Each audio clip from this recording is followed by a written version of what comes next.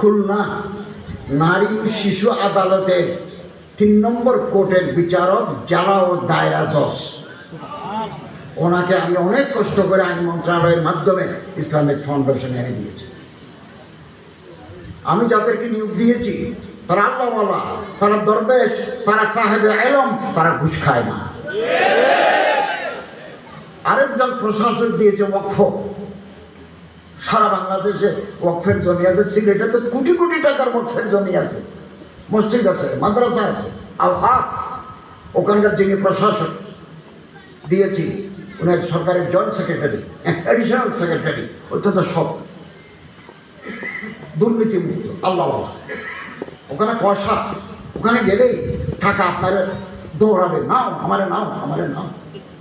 ওখানে একজন মানুষ দিছি খুব শক্ত, ফওয়াদ সিফত শখসিয়ত, মসজিদ পরিচয়।